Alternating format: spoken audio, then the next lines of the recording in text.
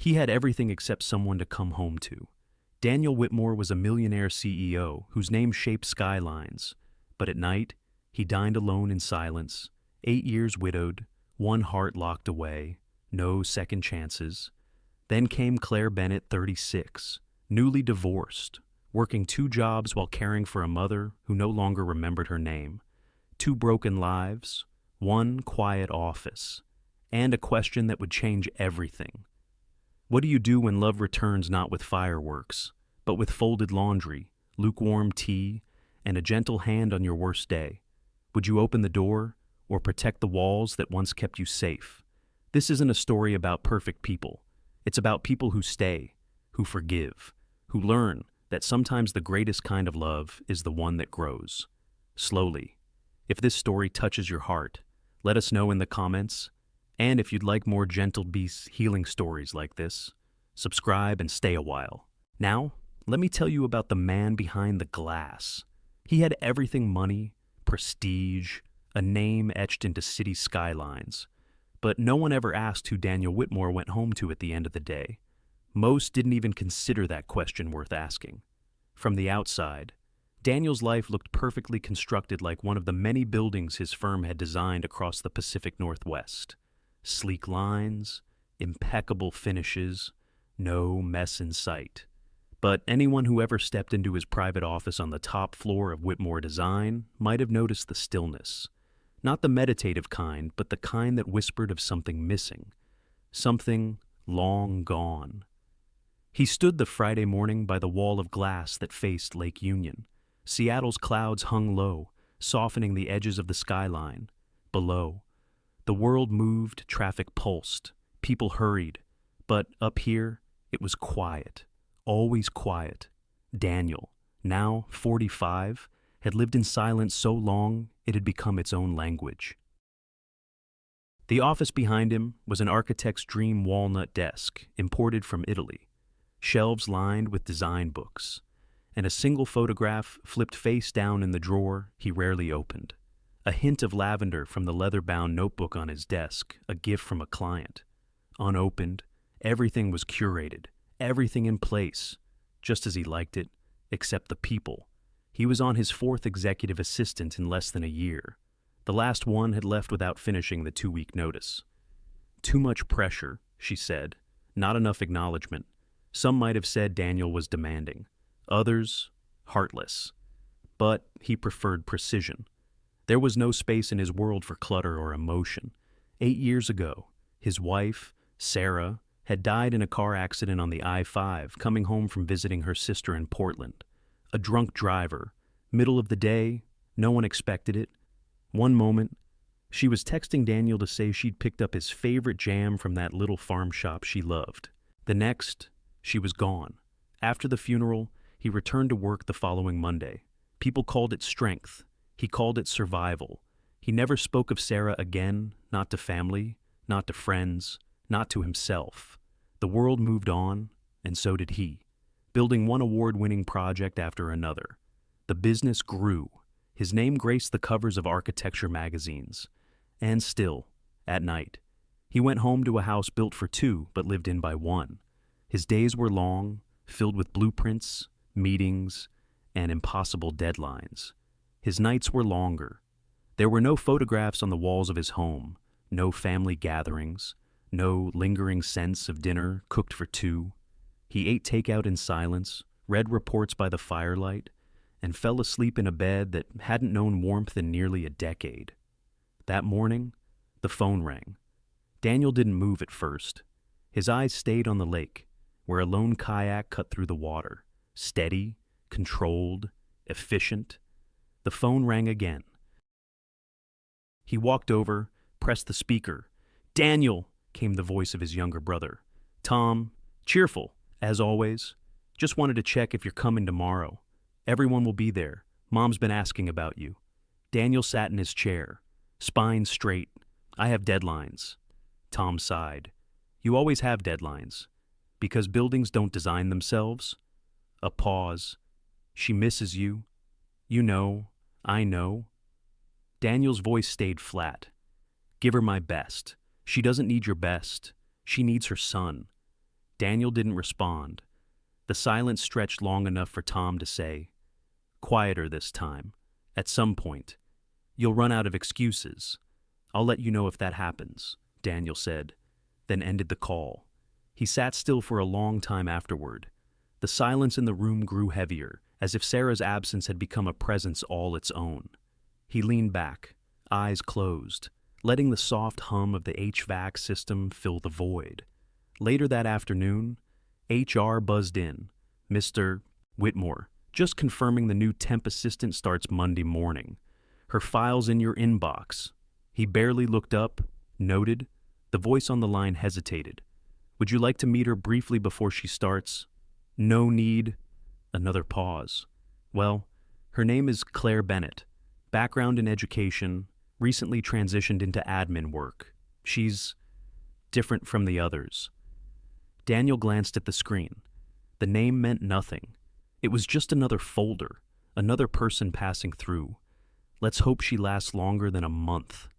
He ended the call and turned back toward the window. Outside, the clouds had shifted. Rain streaked the glass now, blurring the skyline, turning sharp towers into silhouettes. He watched as the kayak disappeared into the gray distance. He didn't know it yet, but that was the last quiet Friday he'd have in a very long time. Claire Bennett wasn't expecting miracles. She just needed a steady paycheck and a boss who didn't throw coffee cups. She'd had both, at one time or another, miracles and flying mugs. And while the former had always been fleeting, the latter left lasting impressions both figuratively and, once, quite literally. Now, at 36, Claire had learned the quiet art of managing expectations. She didn't dream about corner offices, fast promotions, or grand gestures anymore. All she wanted was something predictable, something that paid the bills and gave her just enough time to care for her mother, Helen, whose memory faded a little more with each season. Alzheimer's was cruel that way, stealing the woman who'd once hummed while planting roses and read novels aloud every Sunday afternoon. Claire had once been a high school English teacher. She loved the smell of new textbooks, the challenge of bored teenagers, and the joy of helping someone find meaning in a line of poetry. But schools didn't pay enough, not when medical bills started stacking and her marriage fell apart. When her husband walked away 2 years ago, saying he hadn't signed up for this kind of life, Claire packed up what little pride she had left and left behind a house filled with echoes. She reinvented herself, or tried to. Admin work was steady, emotionless, and came with fewer surprises than a classroom of hormonal 11th graders. That Monday, she arrived at Whitmore Design 15 minutes early. The building stood like a glass monolith against the Seattle skyline, all sharp edges and quiet power. She'd looked it up, of course. Daniel Whitmore was practically a legend, an award-winning architect, with a reputation for brilliance and an equally legendary record of running through assistants like tissue. Claire adjusted her coat, checked her lipstick in the elevator mirror, and told herself 3 things. Be professional. Be invisible. And don't take anything personally. When the elevator doors opened to the executive floor, a receptionist greeted her with a clipped smile and directed her down a hallway that smelled faintly of cedar and cold coffee. "His office is at the end," the woman said. "He's expecting you." Claire knocked twice before entering. The office was as breathtaking as she imagined minimalist, modern, and silent. The kind of place where words didn't echo, they disappeared. Daniel Whitmore didn't rise from his chair. He simply looked up from a set of blueprints, nodded once, and said, "Claire Bennett, yes, sir. You're temporary. Start time is 8, sharp. Yes, sir. You'll find the project files on the drive. I don't do chatter." Claire nodded. Understood. That was it.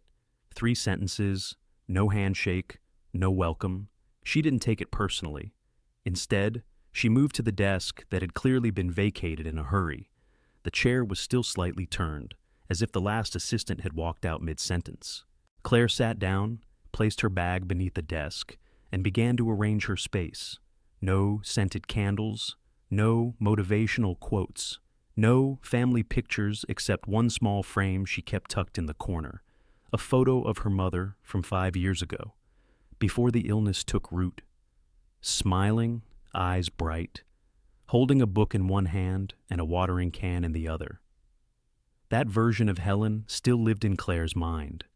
She opened a new notepad, scribbled a to-do list, then made her first move as Assistant A, handwritten note placed carefully on Daniel's desk. Blueprints ready by 9 a.m., per your usual preference. She didn't expect him to read it. Most people didn't bother with handwritten anything anymore. But what she didn't see was Daniel glance at the note later that day and not throw it away. He watched her. In the quiet way he watched everything, noticing details, the way she moved like someone who'd been in rooms where she wasn't invited to speak. How she kept her head slightly bowed, but her eyes sharp and observant. There was no perfume, no high heels clacking across the floor, just soft flats and a wool coat too modest for its owner. What caught his attention most wasn't the way she worked, it was the way she didn't demand to be seen. She wasn't trying to impress. She simply did the job. And maybe, just maybe, that made her different. Daniel hadn't spoken more than necessary to her all day. That was intentional.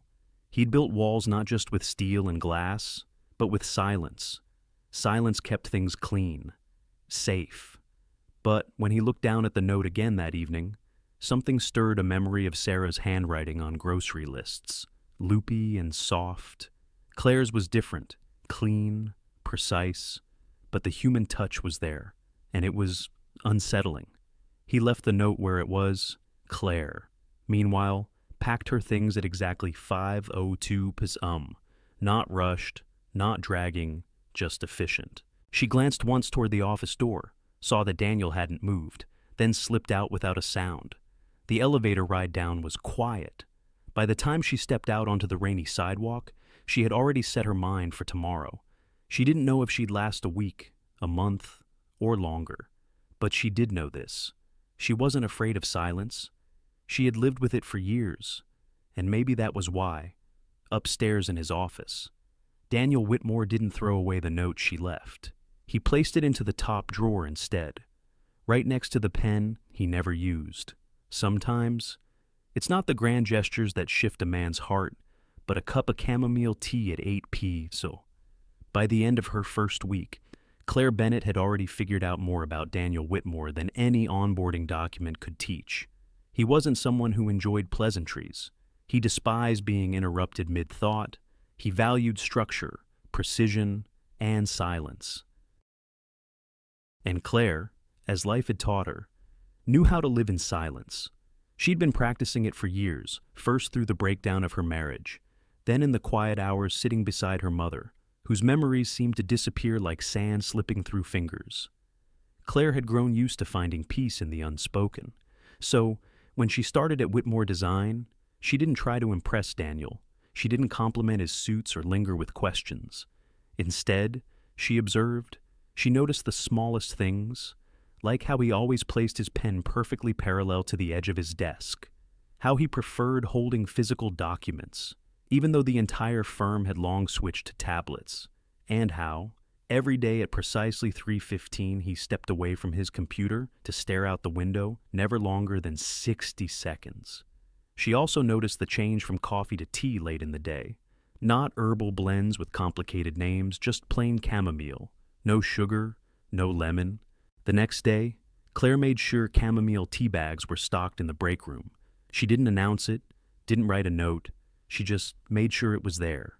2 days later, she set a cup on a small tray and left it just outside his door at 8:00 p.m. without a sound. He didn't say a word, but he drank it. The following week, Claire began to leave notes, handwritten, on cream-colored paper she brought from home, short, specific, no flourishes. Meeting moved to 3:15. Room B2. Client prefers blue glass. See file tab. 4. Forecast says rain by noon. Umbrellas in the closet by the elevator. Daniel never commented on them, but he also never threw them away. In fact, he began to collect them folded neatly, stacked in the top drawer of his desk. It was unconscious at first, but at some point, he realized he was holding on to them, as if they were more than just reminders, as if they were moments of contact. The silence between them continued, but it changed somehow. It wasn't cold anymore. It was shared. Claire didn't try to pierce the quiet. She didn't ask about the framed photo turned face down in his drawer. She didn't press when he returned from tense meetings with tight shoulders and darker eyes. She didn't try to fill the spaces. Instead, she existed within them with calm, with grace. At lunch, she always sat in the small side lounge, reading or jotting down notes in a journal, never gossiping with others, never scrolling endlessly on her phone. Daniel passed her once and saw her writing in long, steady lines. She didn't notice him watching, but he noticed something. Her quietness wasn't emptiness. It was intention. One Thursday evening, near the end of a long week filled with zoning complications and budget revisions, Daniel was the last one in the office.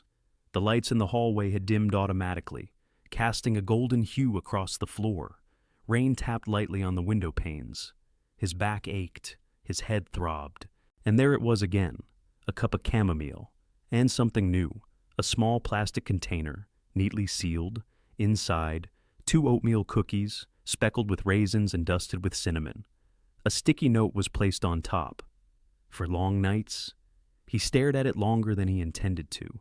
It had been years since anyone left him anything handmade, years since anyone even considered that he might need comfort. He picked up one of the cookies and took a slow bite. It was soft, warm in its flavor, the kind that reminded him of childhood and quiet kitchens and hands that baked without needing applause. And before he could stop himself, he smiled. It was barely noticeable, a soft lift at the corner of his lips. But for Daniel Whitmore, it was a shift, a breach in the fortress he'd spent so long building. He finished the first cookie, then the second, and sipped his tea with a kind of gratitude he didn't quite know how to name. There were no grand revelations, no tears. Just the quiet awareness that someone had seen his tiredness and answered it with kindness. He leaned back in his chair, staring at the sticky note. Claire had written nothing personal, no jokes, no hearts, no name, just 3 words. But those 3 words lived in his mind longer than he expected. He looked around the office, and for the first time, it didn't feel quite as empty. That night, before shutting down his computer, Daniel opened the drawer with all the little notes she'd left. He slid the new one on top of the stack and closed it gently. Then, for the first time in a very long time, he allowed himself to ask a question. Why does she care? He didn't have the answer, but he knew the question mattered. He never let anyone see him weak, until the night he collapsed alone.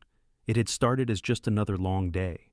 Meetings stacked back to back, client demands growing sharper, a miscommunication about steel delivery timelines. Daniel Whitmore had powered through worse. He always did. That's what made him who he was, a man who held the weight of glass towers and million-dollar contracts on his shoulders and made it look effortless. But even steel bends when the pressure is constant. By 9 p.m., the office had long emptied. Most staff had gone home to dinners, families, warm lights, and softer hours. Only Claire remained finishing the last set of presentation notes, her pen gliding silently across paper. She hadn't heard him fall. It wasn't a loud sound, just a soft thud, like a book sliding off a shelf. When she walked past his office and saw him lying there, slumped beside his chair, her heart jumped into her throat. Mr. Whitmore. She rushed in, kneeling beside him, her hands hovering unsure for the briefest second before checking his pulse. It was there, steady, but faint. His skin was pale, his breathing shallow. She didn't panic. Claire didn't allow herself that luxury. Not when she'd seen her own mother collapse in the kitchen 2 winters ago and had to carry her through 3 days in ICU. Action first, emotion later.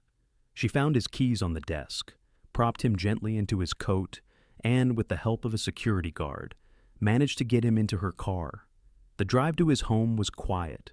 The city blurred past in streetlight streaks, her eyes flicking between the road and his face, pale and motionless in the passenger seat. When she pulled up to his house, a striking modern cabin nestled beside Lake Union, she was struck by how dark it was. No porch light, no welcome mat, just sleek stone and silence. Inside, the house was pristine, beautiful, and utterly lifeless. Claire laid him down gently on the couch, removed his shoes, and covered him with the throw blanket folded at the edge. Then, almost without thinking, she walked into the kitchen. It was spotless, not recently cleaned. Spotless never used spotless. The fridge was mostly empty. A few bottled waters, some expired yogurt, a single jar of jam. Claire found oats and a container of vegetable broth in the pantry. That was enough. She made a simple porridge, nothing fancy. Just warmth and salt, something grounding. She brought a bowl to the living room, but he hadn't stirred. His features were softer in sleep, less guarded, without the weight of his title or responsibilities pressing down on his brow. He looked not younger, but tired in a way that went far deeper than age.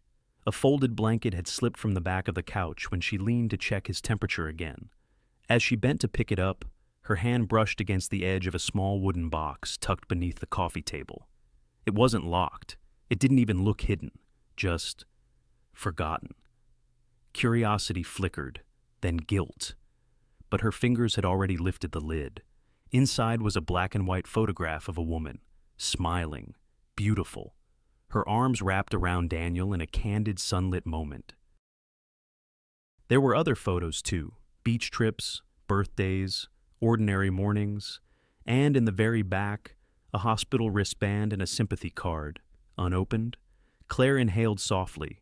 She didn't know her name, but she knew her place, and she didn't need to know more. She gently closed the lid, her hand resting on the top of the box for a long moment before she reached over and placed her palm lightly on Daniel's shoulder. "I get it," she whispered, not expecting him to hear. "You're not made of stone. You're just tired of being seen when you're not ready." She sat in the nearby chair, watching the firelight flicker across the wood floors. The porridge sat untouched on the coffee table. Her phone buzzed with a message from the night nurse at her mother's care home. Claire answered with a quick, grateful thumbs up, then silenced it for the rest of the night. Sleep came slowly. She didn't mean to close her eyes, but exhaustion had a way of choosing for her. And when Daniel stirred hours later, disoriented and aching, the first thing he saw was Claire curled up in the armchair across from him. Her hair had fallen loose from its bun. Shadows rested under her eyes, and her coat was still on. A soft snore escaped her lips. Peaceful. Real. Daniel blinked, unsure if he was still dreaming. The fire had burned low. The room was warm. And for the first time in a very long time, he wasn't alone when he woke up. He slowly sat up, pressing his palm to his forehead. A dull headache bloomed behind his eyes. But it wasn't unbearable. The blanket slid down from his shoulders, and he glanced toward the coffee table. 2 cookies, a bowl of porridge, a mug of chamomile tea cold now. He exhaled quietly, then turned his gaze back to Claire. She hadn't run. She could have called a cab, could have dropped him at the hospital and gone home. But she'd stayed, cooked, watched over him, trusted his silence. And in that moment, Daniel didn't see her as an assistant. He saw her as someone who understood the language he lived in, someone who didn't ask for keys to his world, but waited patiently at the door, simply keeping watch. He pulled the blanket over her shoulders gently, careful not to wake her. And as he leaned back against the couch, eyes heavy again, one thought settled into the stillness around them. She didn't run away. He tried to build walls, but somehow, she slipped through the cracks. After that night when Daniel collapsed and Claire stayed, neither of them said a word about it. The following Monday, Daniel arrived at the office at his usual hour, dressed in his usual gray. Claire was already there, her hair pinned up, her desk tidy, her demeanor calm. She handed him the morning schedule without hesitation, and he took it with a silent nod. Nothing was said, but something had changed, not in any dramatic way. There were no sudden confessions, No lingering stares across conference tables. Just a softening, a shift. Claire no longer waited for his cues. She anticipated them. She moved through the office with the same quiet grace. But now, Daniel found himself watching her, noticing the things he used to miss. Like how she always brought an extra tea bag and tucked it discreetly beside the sugar packets. Or how her fingers tapped lightly on her notepad when she was thinking. Or how, when she laughed on a rare occasion quietly, usually at herself, it had a warmth that made the air around her feel lighter. One Wednesday afternoon, as the rain drizzled outside and the office buzzed with muted energy, Daniel passed by her desk and paused. He cleared his throat. "Would you?"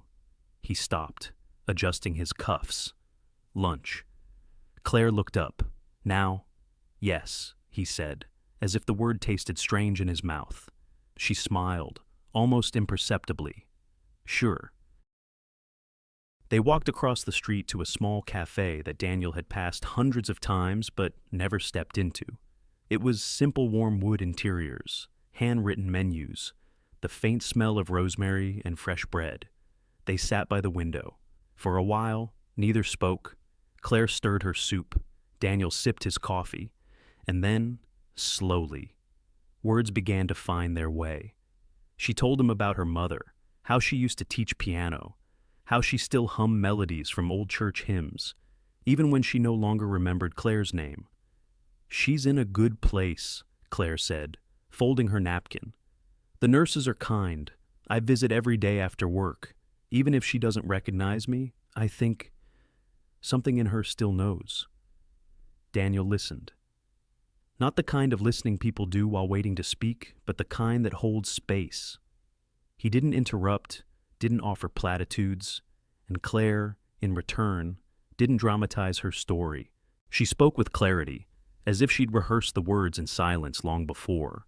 "I was offered another job last week," she said after a pause. "Higher pay, better hours." Daniel set down his cup, carefully. "You didn't take it?" She shook her head. "I thought about it, but then I remembered that I like working here." "Even with me?" he asked, one eyebrow raised. Claire's lips curved. "Especially with you?" That was the closest they came to acknowledging what had grown between them, something tender and unnamed, living in the spaces between their conversations. In the days that followed, Daniel found himself drawn to her presence in quiet ways.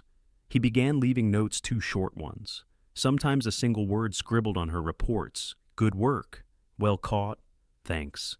He even laughed once, really laughed, when she accidentally spilled coffee on his draft plans and quickly redrew one of the buildings with stick figures labeled "Oops Tower." He'd kept that, tucked in the back of his desk. But even amidst these moments, life had a way of reminding them it wasn't finished testing their resolve. It happened late on a Thursday evening. Claire had left the office early that day, unusual for her. Daniel had noticed, though she hadn't said much beyond a quick, "See you tomorrow." He stayed behind, lost in spreadsheets and zoning permits. But as he walked to the parking lot around 9:30, the cold air nipping at his collar, he saw her. Claire was sitting in her car, lights off, engine silent, her face turned toward the passenger seat, shoulders trembling. Daniel froze. For a second, he considered turning around, giving her space. But something in him, something deeper than logic, moved his feet forward. He didn't knock on the window, didn't speak. He simply walked around to the passenger side and opened the door. Claire looked up, startled at first, then wiped her face quickly. "I'm sorry," she whispered, voice cracked. "I didn't mean for you to see me like this." Daniel said nothing. She looked down at her hands. "The nurse called tonight. Mom didn't recognize me, not even for a second. I know it was coming. I do. But I thought I'd have a little more time." Daniel didn't answer with words. He reached in, took the keys from her hand gently, and moved to the driver's seat. She didn't resist. She just closed her eyes. And he drove back to his house.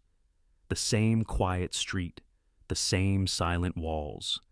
But this time, when he opened the door, he held it for her, not out of politeness, but because it felt necessary. Inside, She sat on the couch, still wrapped in silence. Daniel placed a blanket around her shoulders and didn't ask anything more.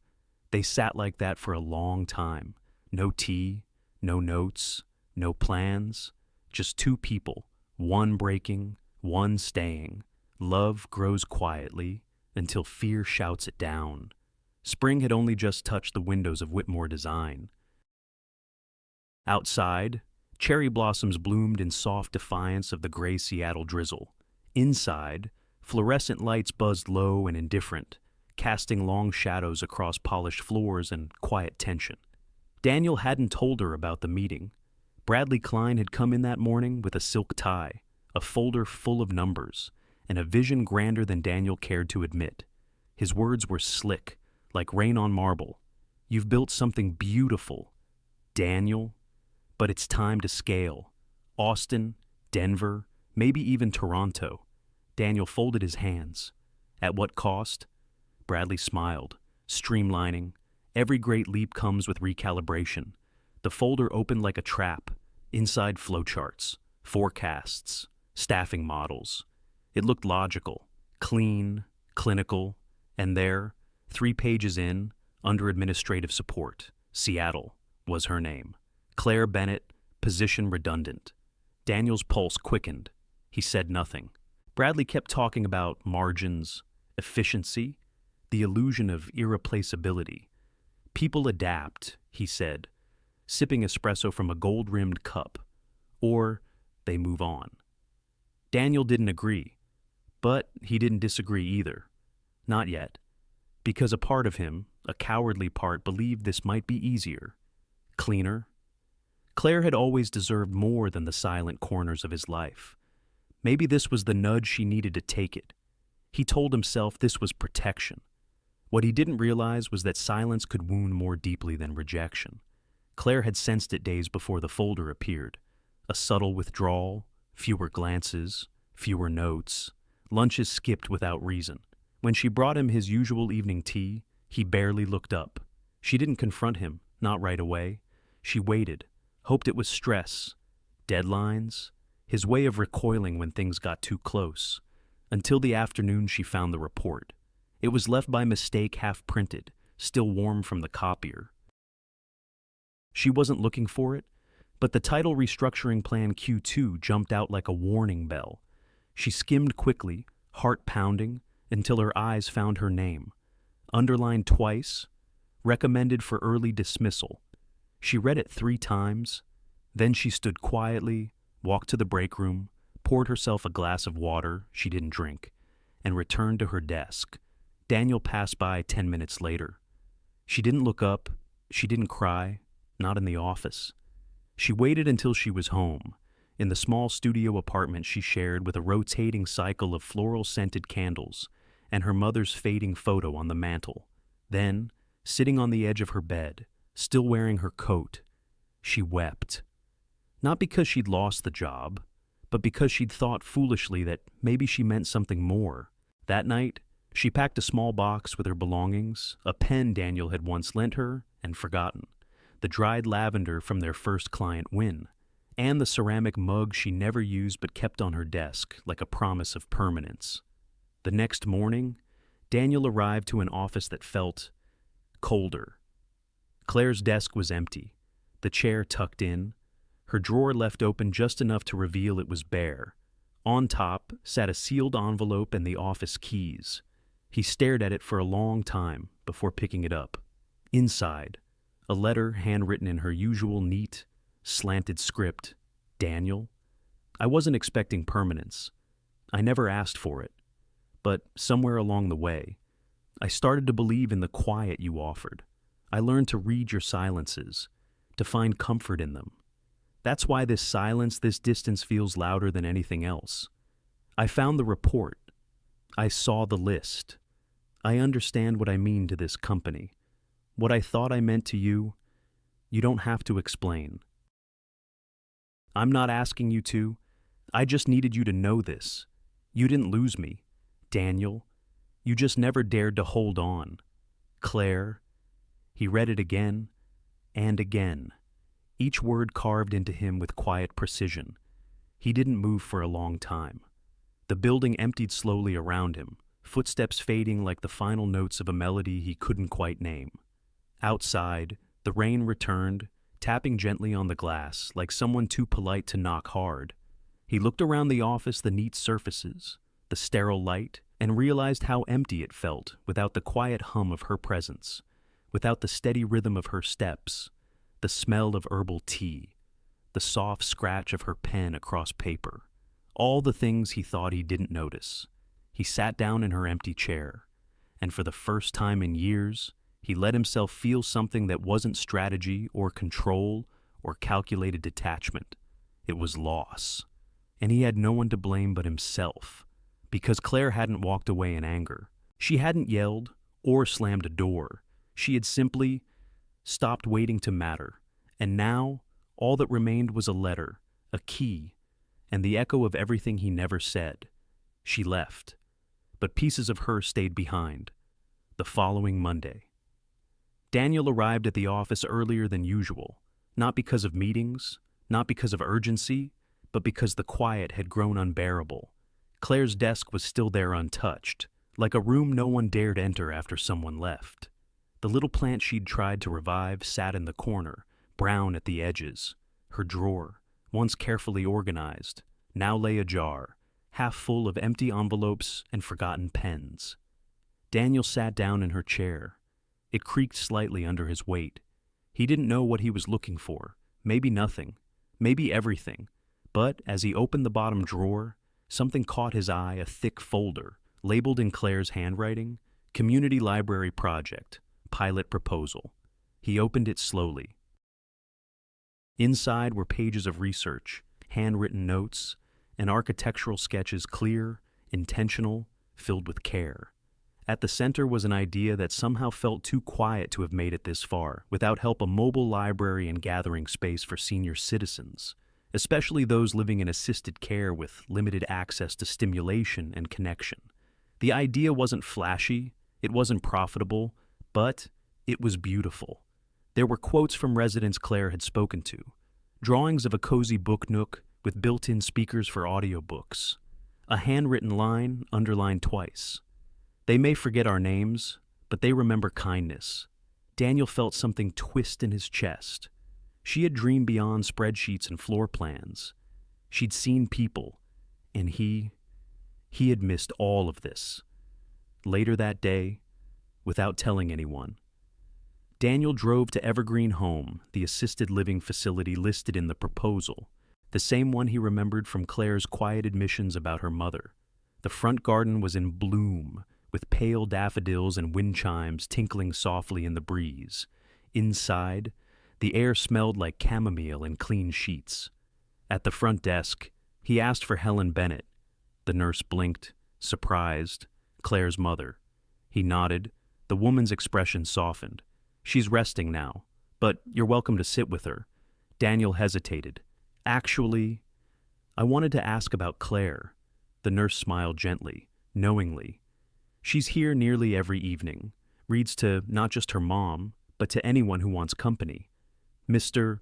Langston, he's blind, says her voice reminds him of his wife, and Mrs. Wu calls her sunlight in sensible shoes. That made Daniel smile, despite himself. She never wants attention, the nurse continued. Just shows up with a tote bag full of books and a thermos of peppermint tea. Sometimes she hums while she reads. Calms the whole wing down. Daniel stood there for a long moment, trying to picture it, not the reading, not the tea, but the sheer, quiet devotion of it all. Claire hadn't needed recognition. She hadn't waited for someone to validate her compassion. She had given, because that's who she was. And somehow, he'd let her walk away thinking she wasn't enough. Later that evening, back in his study, Daniel laid Claire's folder on the desk beside his laptop. Then he pulled out another folder, Bradley's. The numbers still looked shiny, clean, efficient. The deal was still viable. But now, every line item felt hollow. The plans he once believed would take his firm to new heights now felt weightless. He turned back to Claire's proposal, traced his finger over her scribbled header books, for those who remember stories better than names. The next morning, he called Bradley. "I'm out," he said, before the man could launch into pleasantries. Out, the expansion, the streamlining, all of it. "I'm not signing." There was silence on the other end, followed by clipped laughter. "You're walking away from a national footprint because of sentiment?" "No," Daniel replied. "I'm walking towards something I should have valued a long time ago." He hung up before he could second-guess it. Then he opened a blank drafting sheet for the first time in years. His pencil moved without a deadline pressing against it. He wasn't sketching for shareholders, or market growth, or glossy magazine spreads. He was sketching Claire's library, a structure nestled in a garden, natural light, curved shelves, listening corners, a reading bench designed with memory care in mind, a door that opened wide enough for both wheelchairs and hesitant hope. And at the bottom of the page, he wrote quietly, almost reverently, "Claire Bennett, concept architect."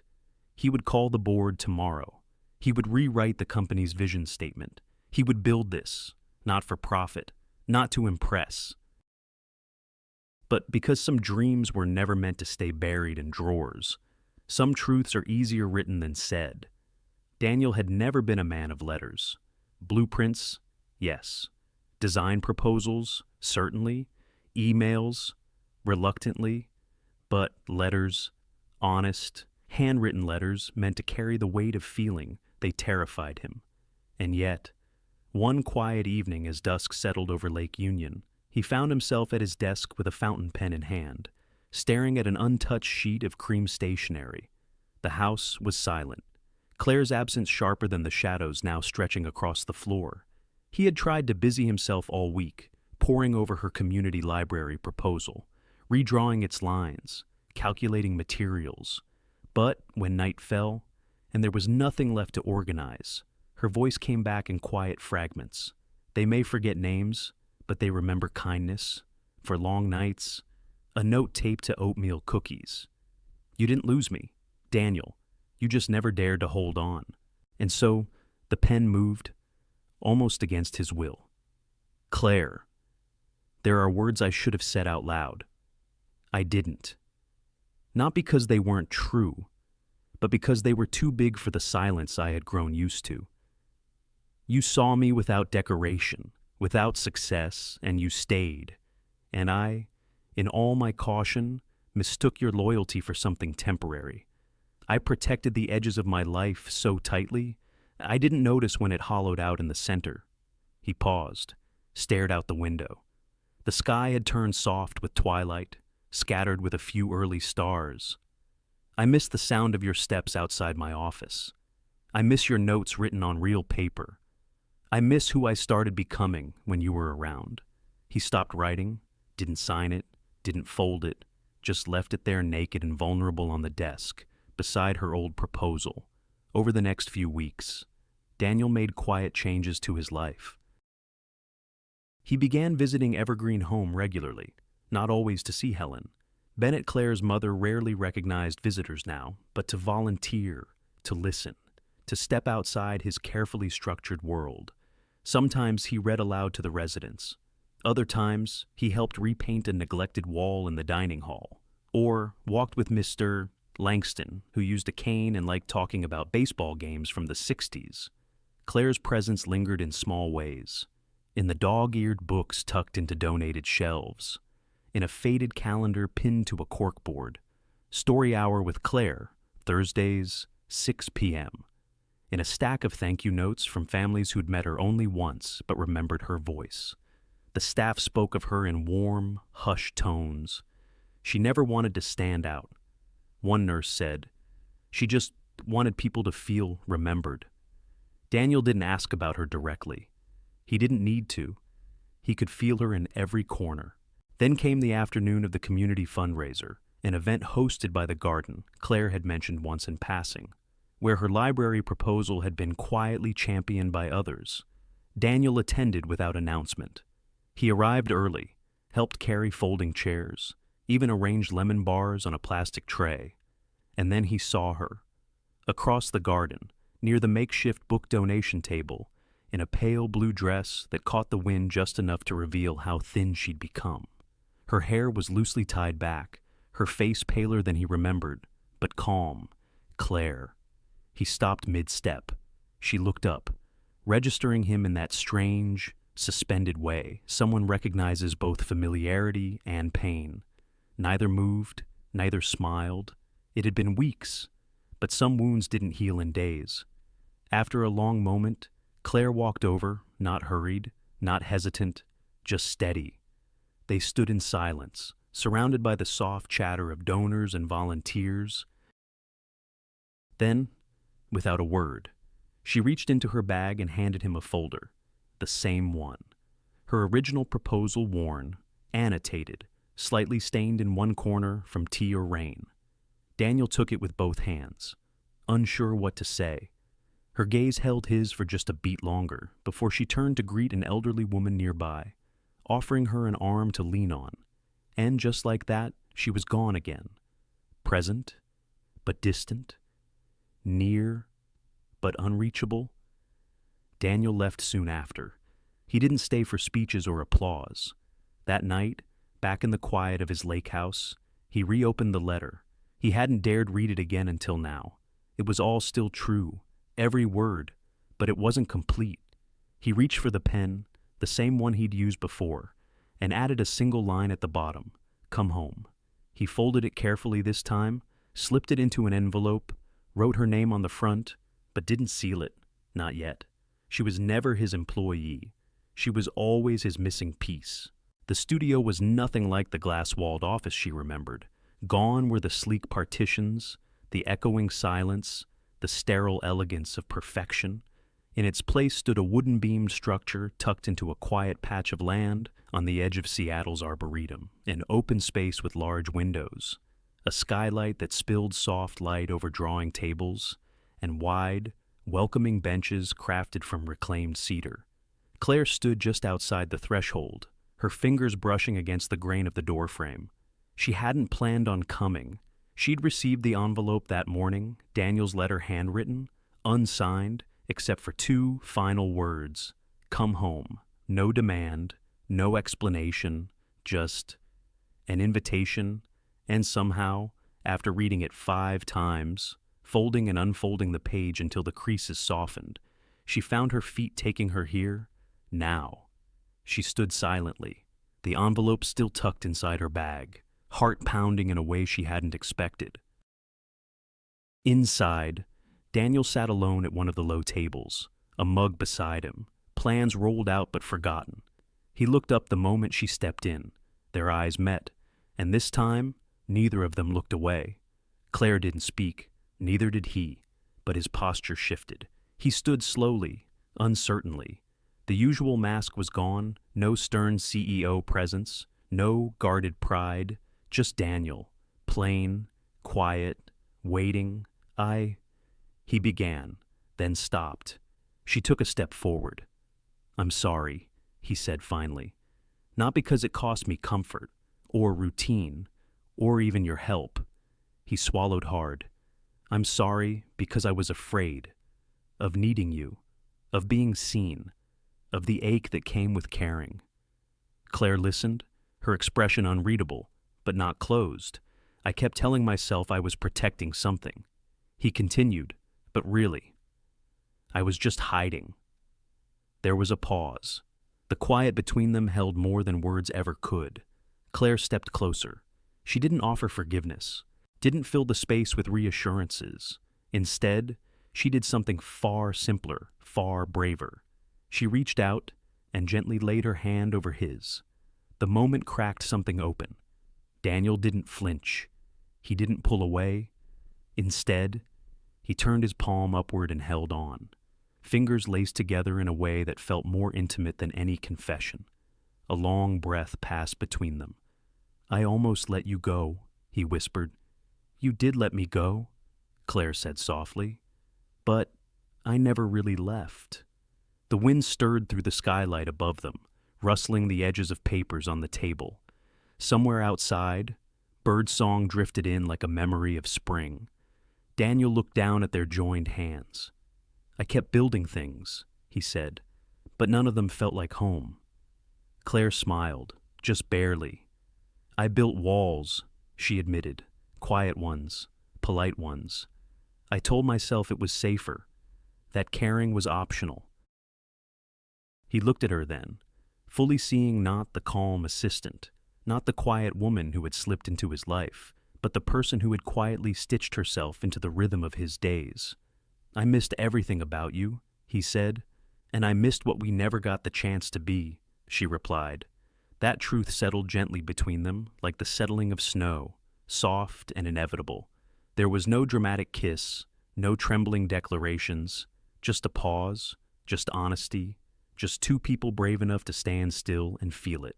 Finally, Daniel asked, almost cautiously, "Will you stay this time?" Claire didn't answer right away. She walked slowly around the room, fingertips trailing over blueprints of the library design, now half completed. Over shelves with books sorted not by title, but by memory cues, color, shape, sound. Over a photograph tacked to a corkboard of residence at Evergreen, smiling beside sketches. She turned back to him, eyes bright with something both fragile and fierce. "I'll stay," she said, "but not as your assistant." Daniel blinked, startled. Claire stepped closer. "I'll stay as your partner, in design, in vision, maybe someday even in life, but only if we're building something real this time." His chest lifted with a slow breath, and when he exhaled, it sounded like relief. "Real," he echoed. She nodded, with tea instead of coffee, with quiet evenings and honest letters, with spaces that feel lived in. Daniel looked around the studio, then back at her. "I cleared a desk for you," he said quietly, "next to mine." Claire tilted her head. "That's a start." Outside, the sun broke through a layer of cloud, spilling amber light across the room. Daniel offered her the second mug, still warm. Chamomile. She smiled. It didn't take a wedding, just a garden, a chair, and a cup of tea. 12 months had passed, not with fireworks, not with milestones posted for the world to see, but with quiet choices. Claire and Daniel had never spoken vows aloud, never signed papers or worn rings. Yet, somehow, their days had begun folding gently into one another, like hands that no longer needed to reach, because they were already intertwined. The studio Daniel once designed for solitude had grown into a space of belonging, where there had been glass walls and cold steel shelves.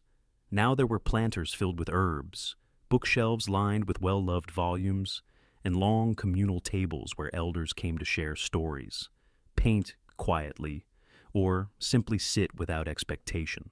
Claire ran the space like she had always done, everything with grace, clarity, and a tender kind of attention that made others feel seen.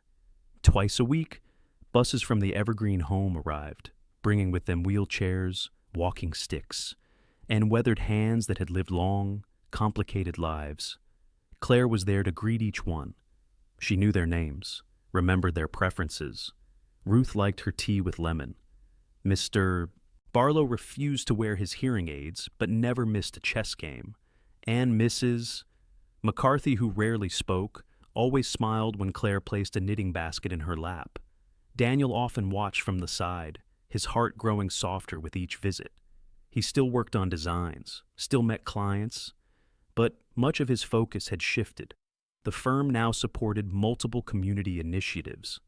Profit was no longer the only blueprint. His own lines had changed too. They blurred at the edges now, less rigid, more open. At home, the same quiet rhythm carried them through the seasons. Mornings began with soft music, mismatched mugs, and shared silence. Claire read the news aloud sometimes. Daniel would nod, make a dry comment, and refill her tea. Evenings brought books, leftover soup, and walks along the edge of the lake. There was no performance in their life together, no need to impress, just presence. Still, not everything was easy. Claire's mother had entered the late stages of Alzheimer's. Some days, Helen smiled without knowing why. Other days, she grew agitated or fell silent. But Claire never wavered. She read to her every afternoon children's stories, poetry, psalms. Even when Helen no longer responded, Claire's voice remained steady, gentle, unwavering. "I don't know if she understands anymore," she admitted once, folding a worn copy of Little Women. "But I do, and maybe that's enough." Daniel didn't speak. He simply brought her a blanket and held her hand as she rested her head on his shoulder. It was a warm September afternoon, with leaves just beginning to hint at gold, when the moment happened. They were sitting together on the garden bench behind the studio, the same bench Daniel had carved by hand the previous winter. Birds chirped lazily from the treetops. A breeze rustled the lavender bushes nearby. Claire's hair was tucked behind one ear, her eyes watching the clouds. Her fingers, as always, found their way to his, resting gently over the back of his hand.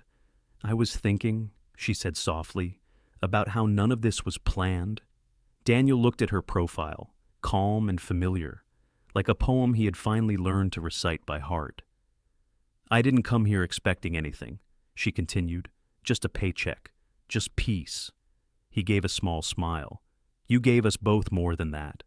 She turned toward him, searching his face for something deeper, something she'd waited quietly to hear, but never asked for. Then, her voice barely above the wind, she added, "You never asked me to stay." Daniel's breath caught. He opened his mouth, but she wasn't done. "But I always wanted to," she said. The silence after that wasn't awkward. It was sacred. He didn't rush to respond. He didn't reach for a clever answer. Instead, he turned toward her fully, lifted her hand, brought it to his lips. "I never knew how," he said, "how to ask, how to hold on." "You didn't have to," she replied. "You just had to stop letting go."